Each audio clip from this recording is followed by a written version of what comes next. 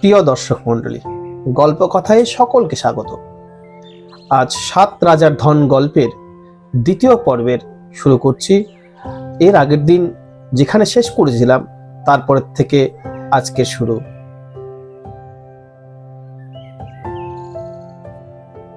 তখন দেখে দিঘির জলে অনেকগুলো মাছ ঘোরাফেরা করছে। তখন সে দিঘি থেকে একটা ছোট্ট মাছ তার হাতে তুলল। তখন মাছটি চিৎকার করে বলে উঠল, রাজকুমার, রাজকুমার, আমাকে মেরো না, আমি তোমার উপকারে আসব। তখন রাজকুমার একটু তাচ্ছিল্যের স্বরে বলল, তুমি তো এমনি দেখতে ছোট্ট, তুমি আমার কি উপকারে আসবে? বলছে, না, আমি ছোট হলেও আমি অনেক উপকারে আসতে পারি। তখন রাজকুমার বলল, আচ্ছা বলো তো, আমি এই রাক্ষস রাজের দেশে আসলাম, এত বড় রাজপ্রাসাদ, কোথাও কোনো রাক্ষস নেই কেন? তখন মাছটি বলল, রাক্ষসরা দিনের বেলায় থাকে না, ওরা চড়তে যায়, সন্ধে হবে দেখবে তখন বিকট বিকট আওয়াজ নিয়ে তারা রাজপ্রাসাদে আসবে। আর এই যে তুমি, ওরা তো মানুষ দেখলে খেয়ে ফেলে, তোমাকে দেখবে আর সঙ্গে সঙ্গে টপাক করে মুখে গিলে ফেলবে। যেমন তুমি আমাকে জল থেকে তুলে মারতে চেয়েছিলে, তেমনি তোমাকেও টপাক করে গিলে ফেলবে। তখন রাজপুত্রের মনে ভয় হল। তখন রাজপুত্র মাছটাকে বলল, ভাই, তুমি আমাকে উদ্ধার করো, আমি কিভাবে ওদের হাত থেকে বাঁচতে পারি? তখন মাছটা বলল, এই তো বলেছিলাম যে আমি তোমার উপকারে আসবো, আমি তোমাকে বাঁচাতে পারি।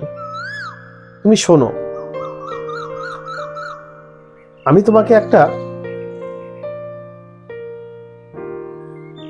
ঝিনুকের আংটি দিচ্ছি, সেই ঝিনুকের আংটিটা তুমি যদি পরো, তাহলে এই ঝিনুকের আংটি পরে এই দিঘির ভিতরে একটা ৭ মহলা রাজবাড়ি আছে, সেখানে যেতে পারবে। সেখানে শুধুমাত্র এক রাজকন্যা আছে, সেই রাজকন্যা ছাড়া আর কেউ নেই।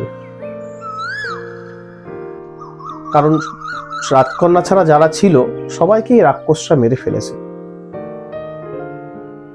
তুমি সেই রাজকন্যার কাছে গেলে ৭ রাজার ধন মানিক তুমি খুঁজে পাবে। তখন তো সে খুব খুশি হয়ে গেল,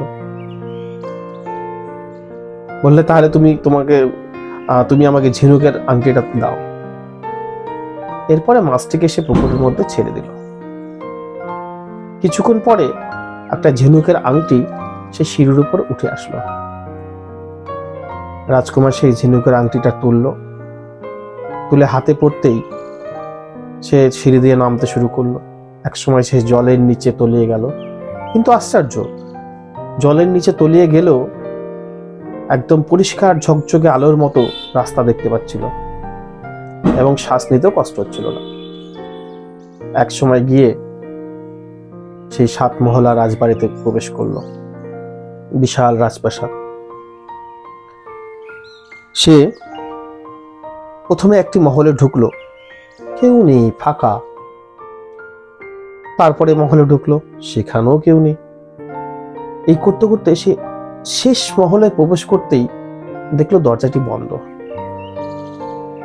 দরজায় কড়া নাড়ল, কড়া নাড়তেই দরজাটা খুলে গেল। খোলা মাত্রই রাজপুত্র অবাক। এক রাজকন্যা সামনে দাঁড়িয়ে, তার রূপ থেকে যেন চাঁদ ঝরে পড়ছে।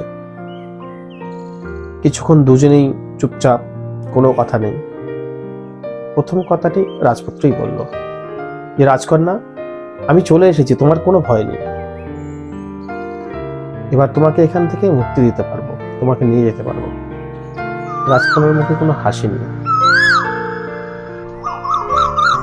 তাচ্ছিল্যের স্বরে সে তার দিকে তাকালো, কারণ সে জানতো এর আগে অনেক রাজপুত্র এসছে, কিন্তু কেউ তাকে উদ্ধার করতে পারেনি।